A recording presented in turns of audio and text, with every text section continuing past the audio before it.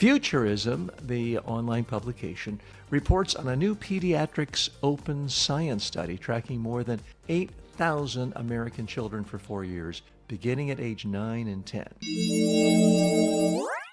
The striking result: social media use, not general screen time, but social media use, predicted growing inattention. Kids went from about 30 minutes of social media a day to 2.5 hours a day. As usage rose, so did symptoms of inattention. TV and video games showed no meaningful link. A little bit surprising there. Co-author Torkel Klingberg says, quote, "Our studies suggest that it is specifically social media that affects children's ability to concentrate. Crucially, kids who already struggled with attention did not start using more social media, suggesting the causal direction runs from feeds to focus and not the other way around." Okay, what's the real mess? More and more research is showing that kids consuming social media is frying their brain. It's destroying their ability to have focused attention. If you can't focus your attention, you cannot be successful in the modern world. Let's dig a little deeper here. Interestingly, a number of countries around the world, Australia most notably, is banning social media for anyone under the age of 16. Fantastic. I congratulate them and I applaud them. I think more places should do that. I wish the United States would do that. It's a battle in my own family, I've got to tell you.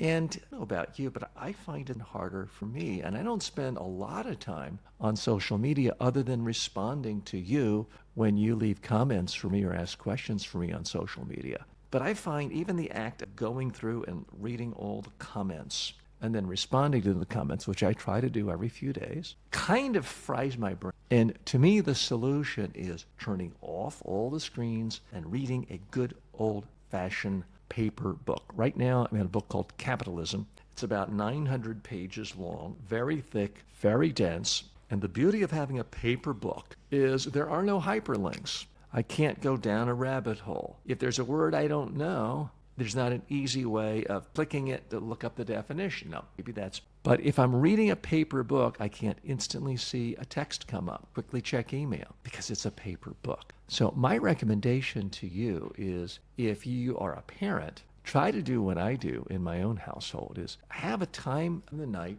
everybody in the house reads a paper book. Now, I'm not opposed to digital reading. I love my Amazon Kindle. Typically do read that for the last hour of the night on a light setting that is very, very low, extremely low, a 5 setting on a 0 to 24 setting. But still, there's nothing that beats good old-fashioned paper book to bring back attention, because you're completely in charge of it. When it's social media, it's boom, boom, boom, zoom, zam. It's just too lightning quick. It's easy to scroll, next. And the research is coming in. It's really frying children's brains. So I mentioned the study tracked more than 8,000. It tracked 8,324 children for 4 years. The kids were 9 to 10 at enrollment. The social media usage rose from 30 minutes a day to 2.5 hours a day. And TV and video games didn't show this lack of attention, but it's like ADHD. Now, I'm not a clinician. I'm not a medically trained MD. So I'm not telling you if kids watch or absorb any part of social media for a half an hour a day, they instantly have ADHD. I'm not telling you that, but the research is coming through and it's creating something. It's certainly creating a pattern where kids aren't that different from those who have ADHD as far as their inability to have sustained concentration. And I've noticed this even with friends of mine who have advanced degrees from Ivy League schools. They say, TJ, I don't need to read books anymore. If I can get through a magazine article, that's about as good as I can do. This is a big problem.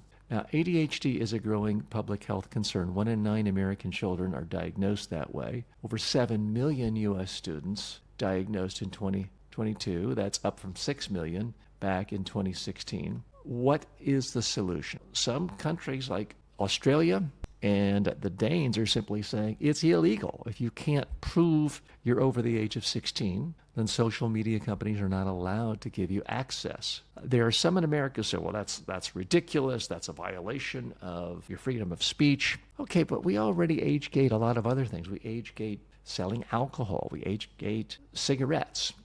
We typically age gate things that are harmful. And there's just more and more research that giving kids unbridled access to social media is harmful. We're running massive experiments on our kids. Now, there wasn't initially strong evidence that heroin or cocaine damage people. Would you want to give your kids heroin and cocaine until the 10th or 20th study came out that says it's harmful? I don't think so.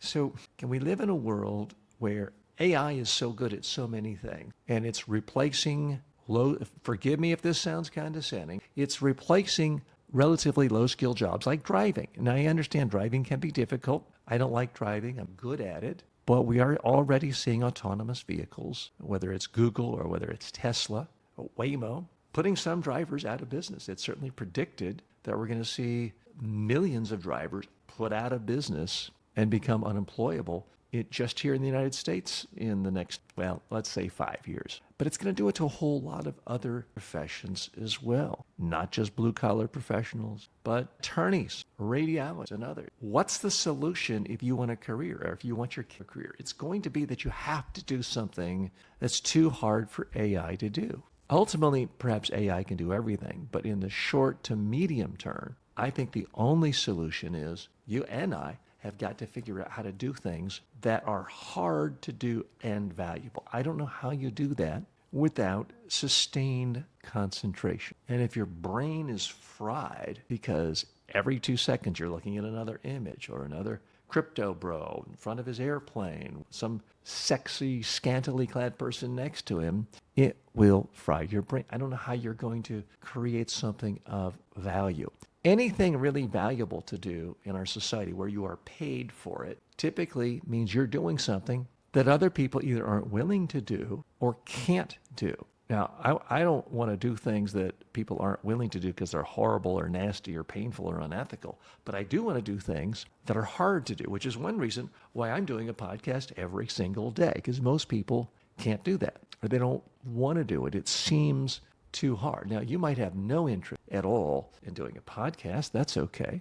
But what is it you want to do? Most people have no interest really in being a heart surgeon or a brain surgeon. They don't want to go to school, invest a lot of money, go into a massive debt, work 82 hours a week until they're 35, and then work even more. So I do think for the near future, brain surgeons, heart surgeons are going to continue to be extraordinarily well paid because people value having their life saved. People value having their brain working or having cancer removed. That's just one example. There are plenty of things in every industry that are perceived as valuable to the public, to some sort of a customer, and are hard to do. This can't be done without having ability for sustained focus. Now, some things are harder than others. Passing organic chemistry when you're a freshman or sophomore in college is often a gateway into medical school, but it's also a way of keeping you out. I well remember, and I was never pre-med, but I well remember in college, many people just absolutely certain they wanted to be a doctor, couldn't cut it through the organic chemistry. That sent them into another career path. Now, I'm not saying you're a dummy if you can't get an A in organic. Not saying that at all. I do know you need the ability to have sustained concentration if you're going to get an A or a B plus in organic chemistry, which is often essential to becoming a doctor. I don't care what profession. You've got to be able to focus. You may be someone like a Gary Vaynerchuk who hated school, got C's and D's in high school and college, barely graduated. But believe you me, he's got the ability to concentrate on social media, creating it, not just watching it and consuming it, but creating it and working with, taking meetings from 6 a.m. till midnight, 7 days a week. That takes tremendous focus. And he is consuming social media. How do I do this for a client? How do I do this for myself? He's constantly thinking about creating value, not simply consuming other people's value. So that's my real message for you is we've got to figure out, A, how do we somehow limit this social media consumption of kids? But B, how do we limit it for ourselves or use it in a more constructive way? Again, I'm not anti-social media. That would be hypocritical of me.